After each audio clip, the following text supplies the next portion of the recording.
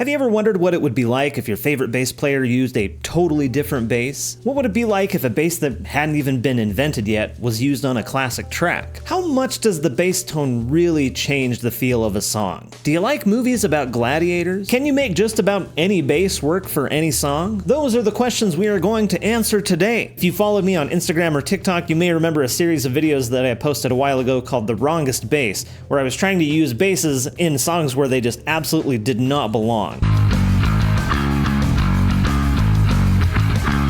Back then, I was basically just playing over the top of recordings, and technically the original bass part is still there, which doesn't really paint us a really accurate picture of what that bass sounds like inside of the song. I'm limited by the technology of my time. But now we have the technology to do this right, and truly replace the original bass track with a cursed version of my own. Thanks to today's sponsor, Alal.ai, we can extract the stems of a song, delete the bass part, and insert our own. But how does this work? I'll tell you.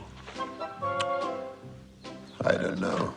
AI is a confounding black box that no one understands. You give it input and it gives you output, and nobody knows what happens in between. But we're going to use it anyway, and at least that part is pretty straightforward. So to get started, we're just going to go over to the website, lalal.ai, and we can just drag and drop our file into here. And as a test, what we're going to do is test something that I actually have the bass stem for.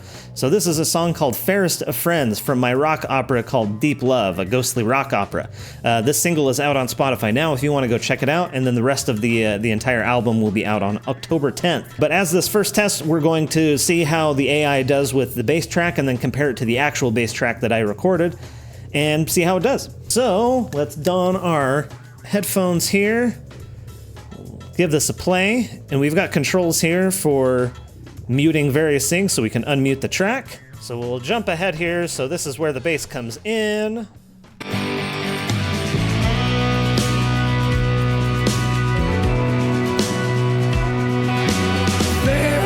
Take the bass out.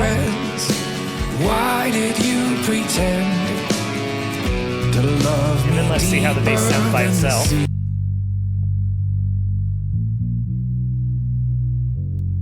Okay, so let's go ahead and split it in full. This is just our preview. This tool does allow you to split out various parts of the recording, so you can get just the vocal or like produce like karaoke versions of things. For our purposes, obviously, we want a bassless version, and we want to hear what the bass track sounds all by itself in isolation. Okay, download all. Extract our zip file. Then we also need to get into Reaper. Don't judge me for not buying Reaper. Still evaluating. Yep, that's what we're doing. Stick in our, let's see, same time position on separate tracks. Yes, so that they stay aligned. Okay, so I've brought all of our tracks into Reaper. So up top here, we've got the AI bass track, as well as the bassless version that the AI generated. And then I've got the two tracks that I sent to the recording engineer. This top one is just the raw bass DI with no effects on it. And then this bottom one has the effects on it. So I'm pretty sure that this track and this track are probably going to be the most similar if I had to take a guess. So let's take a listen to these back to back and see how they sound. So first, here's the original bass.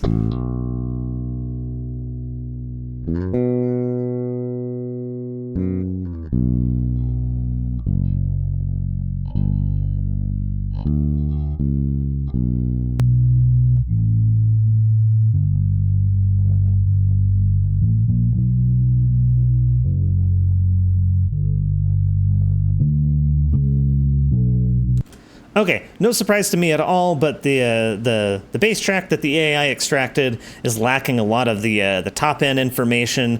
It's really, really dull sounding. It honestly sounds nothing like the bass that I originally recorded, at least tonally. The bassless track, though, sounds a lot better.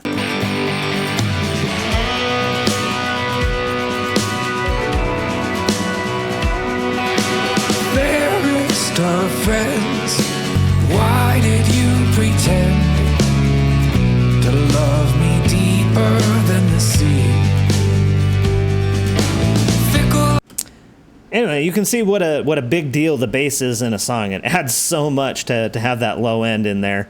But I think that this is a good proof of concept that will allow us to see its strengths, its limitations, and then experiment with a little bit to see how other songs would sound like with the wrong bass. So let's try it out. So to kick this off, I want to start with something classic, and there are a few things as classic as James Jamerson on Ain't No Mountain High. As you may well know, Jamerson was an early pioneer of the electric bass and made most of his records on a Fender P-Bass using flat wound strings. So let's bring something that didn't exist for another 2 decades and see what Ain't No Mountain High would sound like on a Stingray.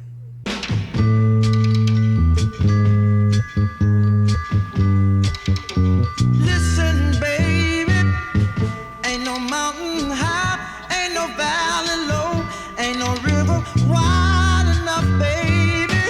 If you need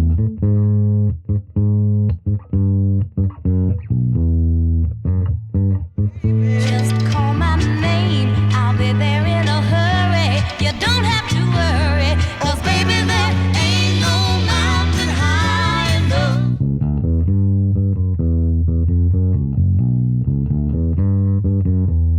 High enough to keep me from getting to you, baby. Remember the day I set you free? I told you you could always count on me, darling. From that day on, I made a vow I'll be there when you want me, some way, somehow. Oh, baby, there ain't no mountain high enough, ain't no valley low enough, ain't no river wide enough to keep me from getting to you, baby.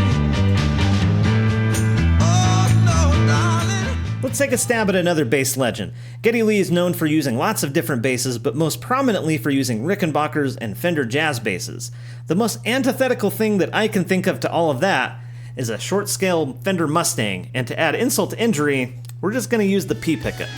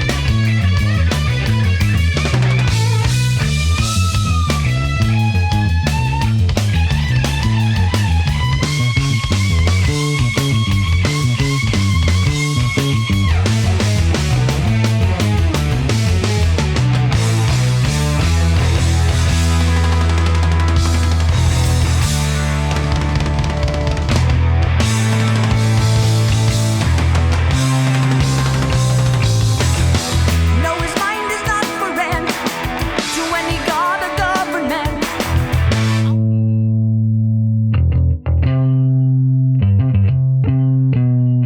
Oh, check it.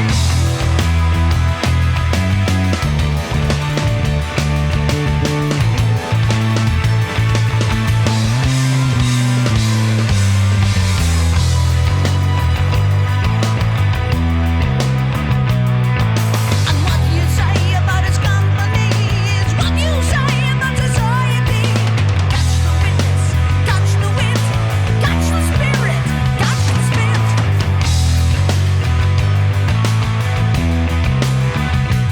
Flea of the Red Hot Chili Peppers, as you know, is a slapper through and through, and a lot of his tone benefits from having basses that emphasize the top end.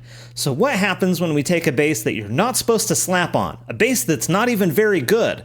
Yep, I'm talking about doing Can't Stop on a T-Bird. I'm probably going to regret this. Closer to the reservation. Defunct the pistol that you pay for. This punk the feeling that you stay for. In time I want to be your best friend. Eastside love is living on the west end. Knocked out before you better come to. Don't die, you know the truth is some do. Go write your message on the pavement. Burn so bright I wonder what the wave.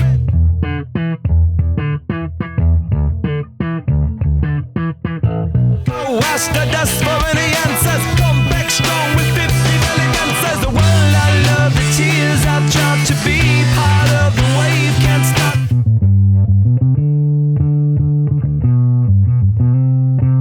The world I love, the trains I hop to be part of the wave can't stop. Come and tell me when it's time to. Sweetheart is bleeding in the snow cone. she's leading me to ozone. Music, the great communicator, used two sticks to make it in the nature. I'll fit you into penetration, the gender of a generation, the birth of every other nation. Look your way to go to meditation. This chapter's gonna be a close one. Smoke rings, I know you're gonna blow one. All on a spaceship persevering. Use my hands for everything but steering. Can't stop the spirits when they need you. Mob shops are happy when they feed you. J butterflies in the treetop. Birds that flow the meaning in the meatball. The world I love, the tears I drop. To be part of the wave can't stop. Ever wonder if it's all for you? The world I love, the trains I hop. To be part of the wave can't stop. Come and tell me when it's time to. Sir Paul McCartney is a legendary bass player, and many of his famous lines were recorded on a Hofner violin bass. In the vein of sticking modern things where they just don't belong, let's see how My Sarek Armitage fares in this song using its double giant humbuckers in active mode. We'll just see how bad it gets. 1, 2, 3, 4.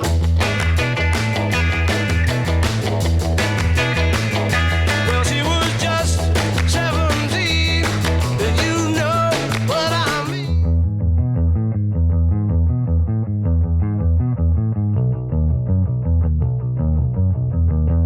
Could I dance with another?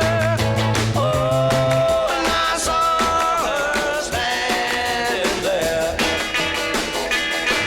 Well, she looked at me, and I could see that before too long I'd fall in love with her. She wouldn't dance with another. Whoa, and I saw her standing there.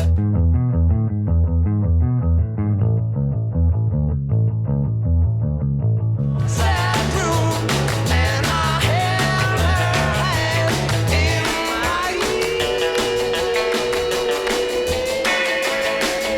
Well, we danced through the night, and we held each other tight. And before too long, I fell in love with her. Now I'll never dance with another. Whoa, and I saw her standing there. At this point, Joe Dart has both a signature Stingray and a signature jazz bass, both from Ernie Ball. He really tends to favor that kind of burpy, articulate sound that you get from a bridge pickup. Only in very rare instances do you ever see him use a P bass, so let's try that out and see how it sounds on Deantown.